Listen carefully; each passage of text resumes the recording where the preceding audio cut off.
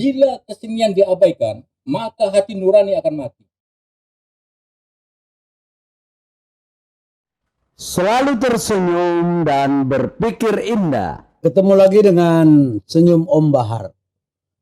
Luar biasa, hari ini kita kedatangan tamu istimewa.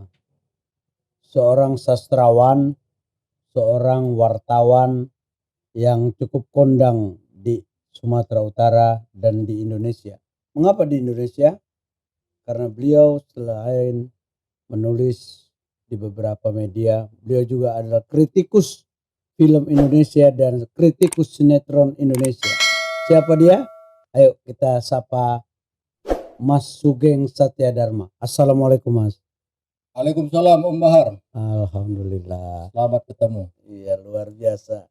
Ini sesuatu penghargaan, seorang Sugeng Satyadharma mau bincang-bincang di podcastnya Om Bahar terkait dengan kegiatan bagaimana menjadi seorang seniman, menjadi seorang sastrawan dan sekaligus wartawan yang kondang. Baik, terima kasih Om Bahar. Saya senang sekali mendapat undangan untuk berbincang dengan Om Bahar. Tapi sebelum saya menyampaikan sesuatu pada Om Bahar, izinkan saya membacakan satu puisi saya yang kiranya bisa mewakili pandangan saya terhadap kehidupan dan kesenian saya selama ini. Puisi itu judulnya Usia Batu. Silakan Bang. Usia batu. Ada yang sedang belajar membaca. Huruf-huruf terluka, hilang makna. Di barisan terdepan, anak-anak sekolah mengacungkan jari tengahnya. Lembaran itu pun sobek. Di batas langit memerah saga. Sejarah berulang, angka-angka terbilang, gugur bunga, sunyi bumi lajuardi. Ahoy! Jika tak pernah mengenal daun, bagaimana engkau tahu aroma kuntum? 10 Oktober 2018. Itu puisi saya. Luar biasa. Om Bahar. Apresiasi buat Mas Sugeng. Silakan Mas, lanjut. Ya, itu puisi yang saya kira bisa mewakili pandangan dan visi saya tentang seni, sastra khususnya, dan kesenian Indonesia pada umumnya. Jadi bertahun-tahun kita menggeluti kesenian, menulis puisi, tapi kita tak pernah bisa hafal tentang apa yang kita tulis, apa yang kita geluti. Itulah yang terjadi selama ini dalam kesenian kita, baik di Sumatera Utara maupun di Indonesia.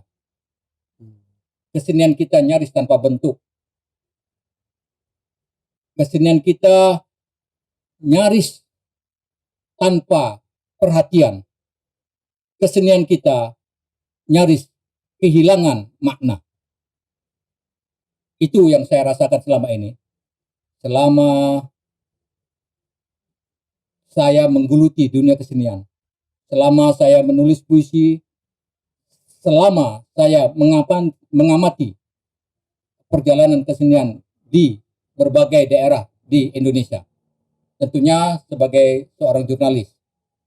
Saya kira itu, Om Bahar. Sangat miris terasa ya Mas ya. Tapi harapan itu tentunya tidak boleh padam. Kita masih punya harapan ke depan untuk lebih baik lagi. Bagaimana kira-kira langkah-langkah yang harus kita lakukan?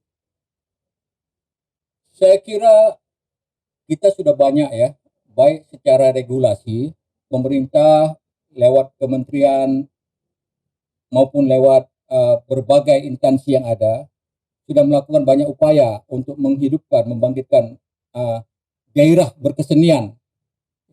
Tapi faktanya kesenian hanya menjadi milik segelintir orang. Ya, dari 265 juta penduduk Indonesia, orang yang punya apresiasi terhadap seni itu bisa dihitung. Ya. Orang yang menggeluti kesenian, artinya mencoba bergaul dengan kesenian banyak, tapi kesenian yang mereka geluti nyaris tak memberi makna apapun, ya, baik bagi perubahan perilaku, perubahan karakter, maupun perubahan kehidupan kita secara menyeluruh. Jadi dalam banyak kasus, ya, jangankan masyarakat yang minim pemahaman dan pengetahuannya terhadap kesenian, seniman sendiri pun, orang-orang yang bergelut dalam bidang seni, seringkali dia tidak bisa memahami untuk apa dia sebenarnya bergelut dalam kesenian. Apatah lagi kesenian tak memberikan apa-apa kepada mereka, ya, tak menjanjikan apapun bagi kehidupan mereka. Di kita di Sumatera Utara ini ada banyak seniman tradisi, katakan, ya, yang hidupnya jauh dari berkecukupan, ya, bahkan sangat memprihatinkan. Nah, keadaan itu membuat banyak orang menjadi pesimis, ya. Kita memang tetap berharap kesenian, dengan berkesenian kita bisa survive, bisa hidup lebih baik. Tapi faktanya kesenian tak memberikan apa-apa bagi banyak seniman secara ekonomi. Kita menjadi seperti apa namanya, ya,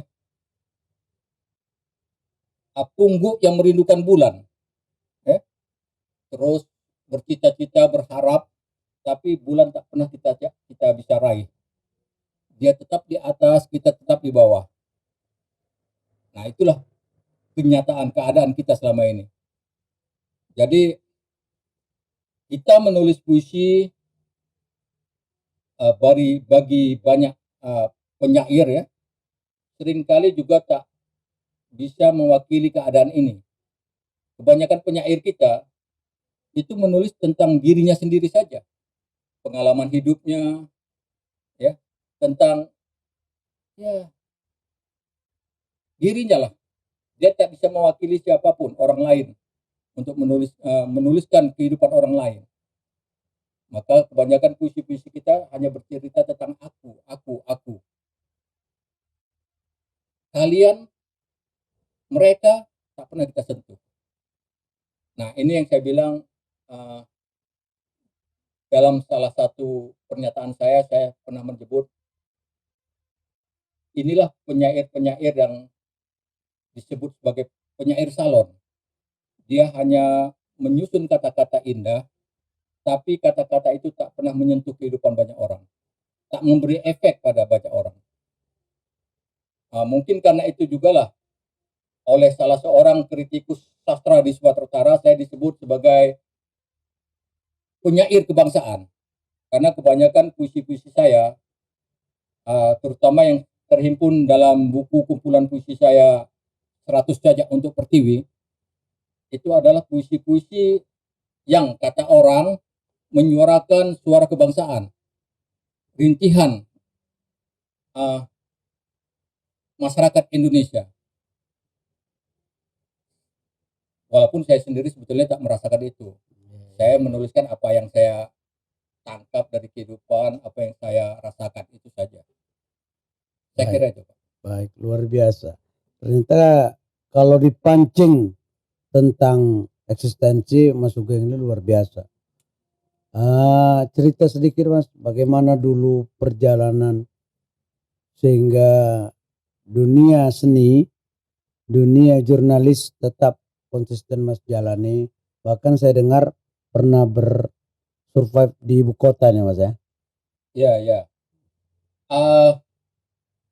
Saya itu bukan penulis atau penyair atau kata orang seniman yang ujuk-ujuk. saya tidak ujuk-ujuk jadi penulis, saya tidak ujuk-ujuk jadi penyair. Saya berangkat dari bawah sekali, dari masih menulis dengan tangan, dengan pena, sampai kemudian bergelut di dunia jurnalistik, dan akhirnya sempat terdampar di ibu kota Jakarta,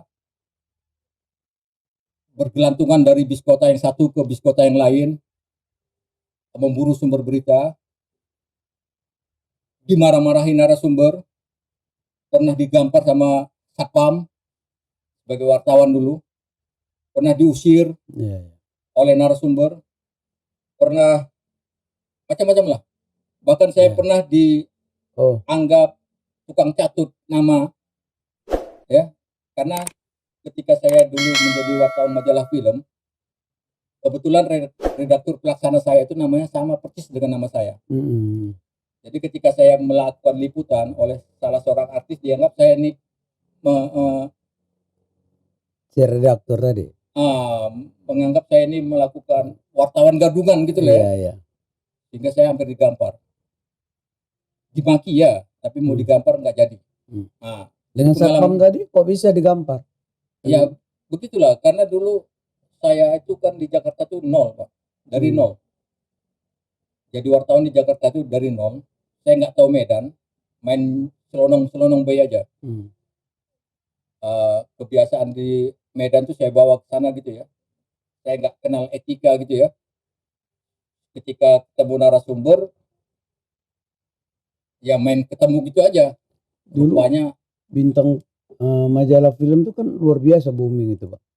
oh iya, Dan dulu, tulisan-tulisan abang ditunggu itu, Bang, saya ingat itu ya. iya, dulu majalah film itu grupnya Pos Kota dulu. Iya. Pemimpin redaksinya itu Mendiang Haidir Rahman. Redpel saya itu Mas Sugeng Setio namanya. Jadi sama kan.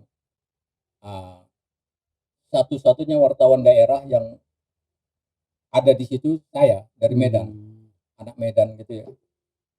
Anak Medan jadi gitulah, ketemu narasumber asal main anu aja, rupanya itu tak baik gitu ya. Tak baik. Banyak orang marah, tapi di majalah film itu juga kita sempat mengangkat beberapa kasus ya, termasuk kasus yang kita ungkap itu pernah kasus film Musang Berjanggut. Iya. Produksi Pemprov Sumatera Utara. Iya. Itu yang dulu menghabiskan dana sampai 600 juta. Ya. Kemudian kasus studio film Sunggal. Iya. Itu sempat kita ungkap di majalah film dulu.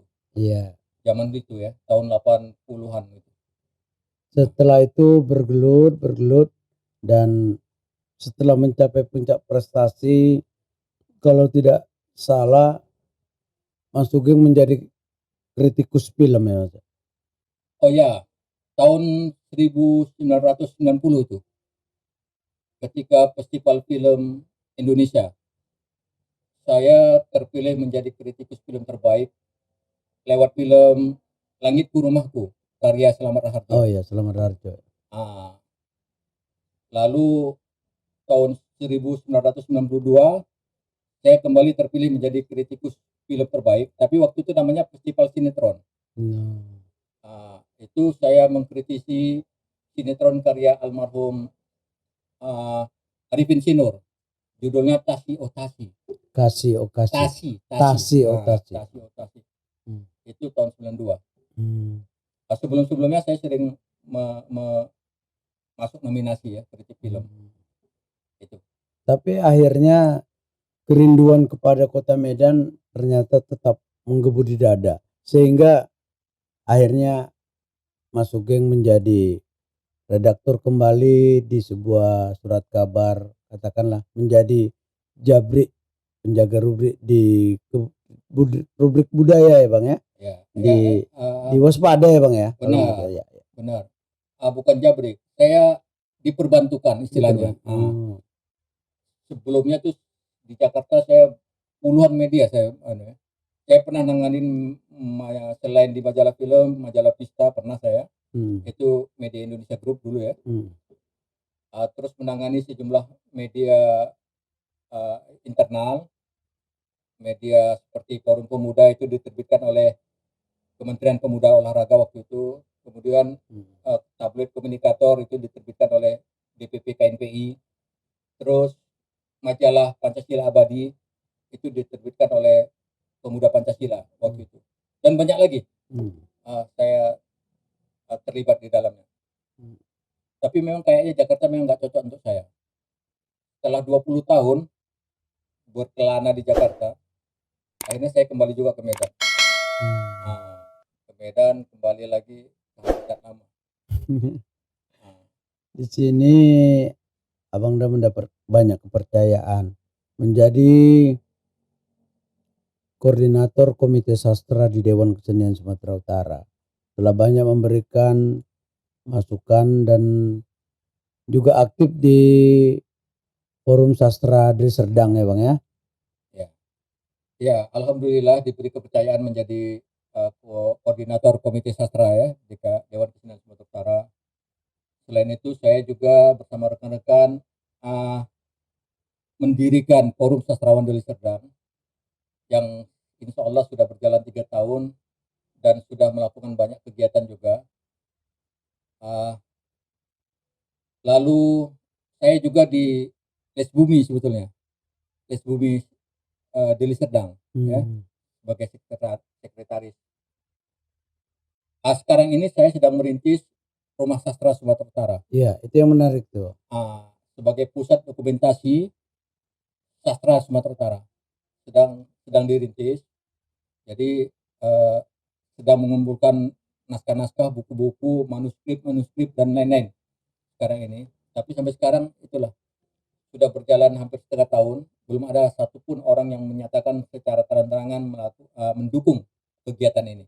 Oh gitu ya Pak. Ya, tapi kita nggak putus asa, kita tetap jalan karena saya pikir rumah sastra itu perlu. Ya, saya pernah bertemu dengan salah seorang sastrawan terkenal di Sumatera Utara dan sudah almarhum, yang karya-karyanya bahkan keluarganya pun tak tahu itu di mana sekarang. Nah, saya kira ini sesuatu yang sangat disayangkan. Maka itulah saya mendirikan Rumah Sastra ini, mengumpulkan naskah-naskah mereka, buku-buku mereka, karya-karya mereka, baik yang masih tulis tangan maupun yang sudah diketik. Sekarang ada saya simpan dan insya Allah sedang saya kerjakan untuk dijadikan satu file digital nantinya. Iya. Itu. Jadi kalau misalnya hari ini dan hari besok selanjutnya ada yang ingin menyumbangkan buku-bukunya, kita bisa dikirim kemana itu Mas? Dengan sangat senang hati kita terima. Saya ada buka di Facebook ya. Itu bisa lewat email kita, rumahsastra-sumatera-utara@gmail.com ya. Beritahu kabar itu, nanti kita bisa jemput atau dia bisa antar. Sementara sekretariat kita selama ini numpang di Posat. Di Posat kita numpang karena belum ada rumah khususnya. Iya. Gitu. Ada sejumlah orang yang menjanjikan memberikan rumah untuk ini, tapi kita belum terrealisasi. Mudah-mudahan setelah acara ini mudah-mudahan ke depan lebih baik lagi. Tapi serius sekali dengan Mas Sugeng ini. Enggak bisa ada ketawa-ketawaan sedikit, Mas. Saya memang serius orangnya. Saya serius. Minum dulu. Saya serius karena bagi saya seni itu serius. Seni bukan kita ketawa-ketawa dalam kehidupan tuh memang haruslah. Tapi dalam membicarakan kesenian, bicara seni adalah bicara kehidupan dan kehidupan adalah serius. Ya. Kehidupan harus ditanggapi, harus disikapi dengan serius. Iya. Saya serius orangnya memang. Jadi kalau main-main, ada saatnya main-main. Iya. Tapi kalau bicara soal-soal yang begini, saya serius. Makanya saya berkali-kali nulis, sangat mohon pada pemerintah daerah, siapapun itu, baik pejabat gubernur maupun aparaturnya, ya, tolong deh, perhatikan deh kesenian ini. Tak cuma sastra, banyak seni lain, perhatikan deh. Karena begitu ruang seni, begitu kesenian ini diabaikan, maka percayalah, kehidupan akan mati. Hati nurani akan mati. Tanpa seni, hati nurani orang akan hilang. Kita punya banyak contoh lah ya. Bagaimana orang-orang, bagaimana kehidupan zaman masa-masa lalu ya, yang mengabaikan kesenian, akhirnya kehidupan itu menjadi kering. Betul. Kering. Ya, itu. Jadi makanya tolong deh para pejabat, perhatikan deh. Iya. Ya macam yang dilakukan Om Bahar ini dengan membangun membuat podcast ini ya. Ini suatu yang sangat perlu kita dukung. Karena dengan inilah kita bisa menyuarakan apa-apa yang Iya. menjadi hajat hidup banyak orang. Iya. Ada hajat hidup para seniman. Iya. Gitu. Saya kira itu. Jadi jangan sekali-kali memikirkan ingin memberi bantuan dengan ukuran uang. Nilai rupiah, jangan. Nilai rupiah itu nggak ada apa-apanya, Pak. Berapa miliar pun yang diberikan itu akan hilang sia-sia kalau tidak dibarengi dengan kesungguhan, keseriusan, mengapresiasi, membantu. Nah, itu. Iya. Jadi kita bisa lihat lah berapa banyak lah pemerintah membangun gedung kesenian. Tapi berapa banyak gedung kesenian yang kemudian tak ada isinya, hampa. Nah, begitu-begitu. Saya kira itu perlu kita seriusi. Wah, memang harus serius kalau Saya gini. minum. Minum dulu. Minum pun harus serius. Memang Mas Sugeng ini dikenal sangat kritis. Kalau setiap hari Minggu di pojoknya rubrik budaya waspada itu tulisan beliau yang menarik. Dan itu menjadi aspirasi buat kita semua. Alhamdulillah. Kalau boleh Mas, bagaimana caranya supaya kita ini semuanya serius tapi santai.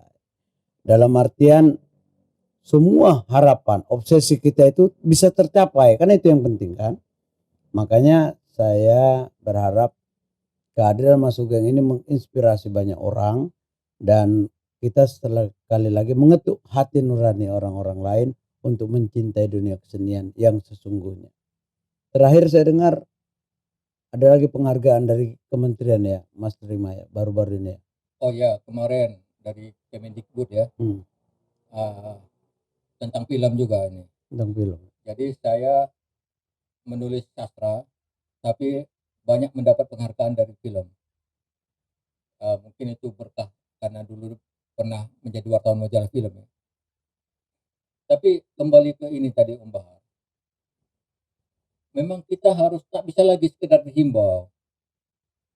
Nggak bisa. Kita ini sekarang bila perlu dijewer. Dijewer. Jewer ya. Iya. Siapa yang dijewer sekarang? Pejabat-pejabat kita nih.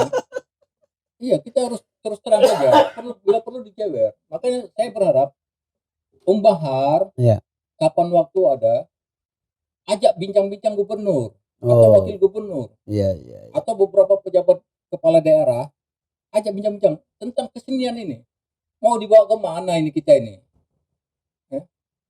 Coba tanya deh, anak-anak sekolah kita ini, ya SMA saja, berapa banyak dia kenal penyair Sumatera Utara? Dia paling kenal Hairil Anwar, Hamir Hamzah, gitu kan. Tapi kenal nggak dia NH Hadian, Rahim Kahar, Damiri Mahmud, dan lain-lain banyak lagi. Nah, padahal kita di daerah itu punya apa yang disebut oleh Kemendikbud muatan lokal. Nah, bagaimana ini mensinergikan ini? Kalau nggak ada dialog, ya kan? Jadi Om Bahar mestinya menjadi jembatan ini, mendialogkan ini kepada pemerintah setempat, kepada gubernur, kepada kadis-kadis, kepada bupati, kepada wali kota. Ayo dong Pak, ini gimana ini Pak? Om Bahar aja itu, ya kan? Syukur-syukur nanti kemudian mereka menanggapi ini dengan positif, mengajak kita dialog bersama-sama. Kalau enggak Pak, percayalah, saya hakul yakin Pak, bahwa bila kesenian diabaikan, maka hati nurani akan mati. Itu. Nah, itulah puisi yang saya bacakan tadi. Ya, baik. Luar biasa. Banyak yang telah menjadi inspirasi buat kita, Mas Sugeng. Saya sangat terharu kali. Apalagi kawan-kawan kita sastrawan, seniman di Sumatera Utara. Kita lihat sekarang semakin semangat melakukan berbagai kegiatan. Kendati kita sedang pandemi COVID-19 ini, tetapi mereka tetap eksis di beberapa kegiatan. Khusus untuk yang pesan di masa pandemi ini, bagaimana menurut Mas Sugeng? Saya terus terang kurang respect sebetulnya Pak dengan kesenian-kesenian yang dibuat atas alasan atau atas dasar pandemi. Ya. Saya kira kecenderungannya banyak seniman ya, tidak semua, banyak menjadi latah. Dengan alasan pandemi kemudian dia latah bikin begitu ya. Yang isinya sebetulnya tak membawa kita kepada tingkat apresiasi yang lebih baik, tingkat pencerahan, pencerdasan yang lebih baik. Ya mereka latah, orang lain bikin begini, dia bikin begini gitu loh. Jadi makanya saya dengan teman-teman Posat lebih baik kita vakum daripada kita bikin ikut-ikutan bikin kegiatan yang cuma menunjukkan bahwa kita ada loh, kita eksis loh. Saya kira saya nggak sependapat, nggak setuju saya dengan yang begitu-begitu. Bagi saya membuat satu karya seni apapun bentuknya, apakah itu bersifat pertunjukan atau penulisan buku atau apa, maka itu harus bermakna pada pencerdasan dan pencerahan kemanusiaan. Tapi kalau kita buat untuk diri kita sendiri, kita buat kegiatan kesenian hanya untuk memuaskan diri kita sendiri, itu yang saya kurang respect. Terus terang saja. Baik. Makanya banyak teman-teman mengajak saya bikin buku antologi ini, saya tolak, saya nggak mau. Berapa banyak itu orang bikin buku puisi berdasarkan corona kan, antologi puisi ini. Saya diajak, terus terang saya diajak, tapi saya nggak mau. Saya bilang dengan mungkin kata orang sombong, tapi dengan rendah hati saya bilang, makom saya belum sampai situ. Saya nggak mau. Saya lebih bagus bikin nulis puisi di Facebook yang pokoknya menyuarakan apa yang saya lihat, saya dengar. Baik. Kita bisa memaklumi, tapi bukan berarti kita mematahkan semangat mereka. Oh iya benar. Silakan saja, itu hak mereka masing-masing. Tapi kalau saya ditanya, itulah jawaban saya. Iya. Baik, terima kasih Mas Sugeng sudah memberikan sesuatu pemikiran yang lebih cerdas untuk langkah-langkah ke depan.